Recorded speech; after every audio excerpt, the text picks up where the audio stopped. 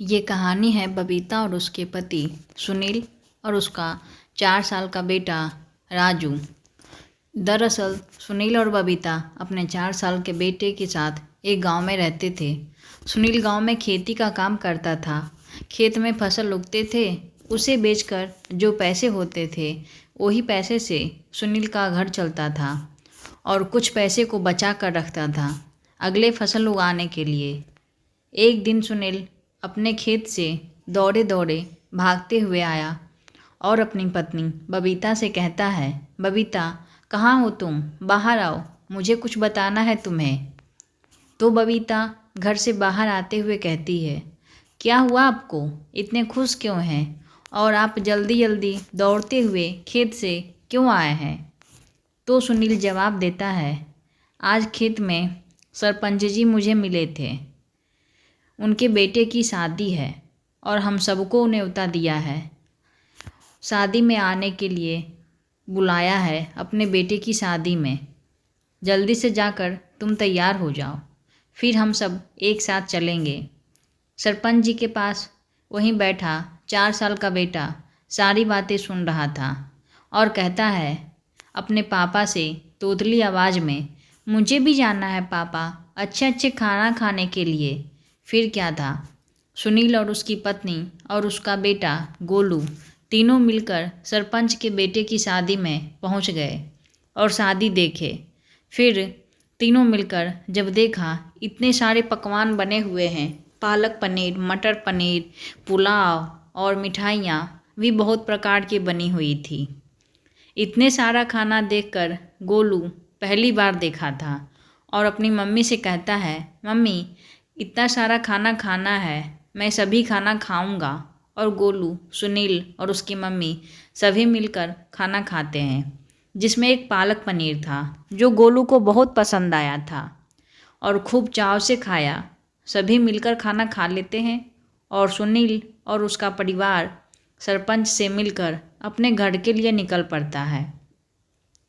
और गोलू खुशी से अपने मम्मी पापा से बोलता है, मम्मी खाना तो बहुत ही अच्छा था, मैं बहुत खुश हूँ।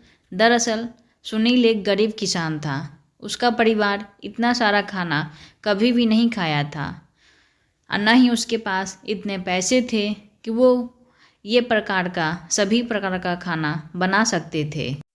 सुबह हो गई थी, सुनील अपने खेत के काम के लिए निकल पड़ा और बबीता अपना घर का काम करने लगी। गोलू भी सोकर जग गया था। गोलू जगते ही अपने मम्मी के गले में लिपट गया था। तभी बबीता गोलू से बोलती है, लल्ला तुम जग गए क्या? चलो अब हाथ मुंह धो लो बेटा, मैं तेरे लिए दूध गर्म करके देती हूँ। तभी गोलू अपनी मम्मी से कहता है, माँ मैं दूध नहीं पीऊँगा, मम्मी मुझे वही खाना है जो मैं कल खाया था, जो हरा हरा देखने में था और जिसमें उजला उजला टिक्की था, वही मैं खाऊँगा। मम्मी दरअसल गोलू को पालक पनीर बहुत पसंद था और वो वही खाने के लिए खोज रहा था। बबीता सब समझ रही थी कि गोलू को क्या खाना था, लेकिन बबीता के पास पैसे नहीं थे जिससे वो पालक पनीर बना सकती थी। बबीता अपने बेटों को बोलती है, लल्ला मैं अभी तुम्हारे लिए हरा वाला सब्जी बना देती हूँ। बबीता अपने पड़ोस के खेत से पालक तोड़ कर ले आती है और आटे को गूँथ कर उसी आटे के एक टिक्की बना लेती है और पनीर के जगह उसी का प्रयोग करती है और उसी से पालक पनीर बना लेती है। गोलू को वही परोस करके दे देती है, जिसे खाकर गोलू बहुत खुश था और कहता है, माँ जो तुम पालक पनीर बनाई थी ना, वो तो कल से भी ज़्यादा अच्छा था। बबीता की आंखों में आंसू आ जाते हैं गोलू की बातें सुनकर। तभी वहाँ सुनील भी आ जाता है। गोलू सुनील से भी कहता है, पापा आज मम्मी पालक पनीर बनाई है। ये सुनकर सुनील हैरान हो जाता है, पालक पनीर बनाने के लिए इतने सारे सामान कहाँ से लाई? तो सुनील अपनी पत्नी से बोलता है, खाना मुझे भी दो, तुम पालक पनीर बनाई हो, गोलू बता रहा था। तो बबीता सुनील को खाना दे देती है। जैसे ही सुनील वो पालक पनीर खाता है तो देखता है उसमें पनीर की जगह आटे की टिक्की डाली हुई है। तो सुनील बोलता है, ये क्या बनाई हो तुम? बबीता, गोलू को पता नहीं चला और वो ये खाकर भी बहुत खुश है। सुनील तुरंत हाथ धोकर मार्केट चला जाता है और पालक पनीर बनाने के लिए मक्खन, क्रीम, पालक और मसाले, पनीर सारी चीज़ें लेकर आता है। बबीता से कहता है, अब बनाओ बबीता मेरे और गोलू के लिए पालक पनीर। मैं सारी चीज़ें लेकर आया हूँ। तो बबीता अब अच्छे से सारी चीज़ें का प्रयोग करके पालक पनीर बना लेती है और तीनों मिलकर आज पालक पनीर पेट भर के खाते हैं। तो सुनील बबीता से बोलता है, बबीता तुम्हारे हाथों में तो जादू है, मेरा एक काम तुम आसान कर दी। मैं कब से सोच रहा था पुरखों वाली ज़मीन जो ऐसे ही खाली पड़ी रहती है उसमें मैं ढाबा खोलना चाहता हूँ, लेकिन कोई खाना बनाने वाला ही नहीं मिल रहा था, इसलिए मैं ढाबा नहीं खोल पाया। मुझे तो पता नहीं था कि तुम इतना अच्छा खाना बना लेती हो। तुमने तो मेरी टेंशन ही दूर कर दी। अब मैं ढाबा खोलूँगा, तुम उस ढाबे पर खाना बनाना, मैं हिसाब किताब देखूँगा। ये सुनकर बबीता भी खुश हो जाती है।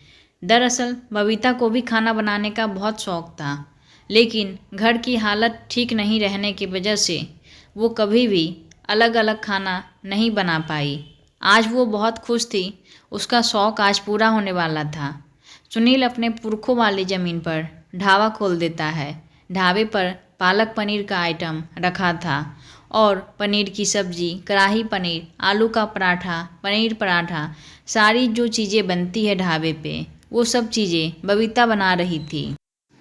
कुछ ही दिनों में बबीता के हाथों का पालक पनीर बहुत ही मशहूर हो गया और जगह जगह से उसका पालक पनीर लेने के लिए लोग आने लगे। एक बूढ़ा आदमी सुनील के ढाबे पर आया था। तो उस बूढ़े आदमी की बेटी की शादी थी।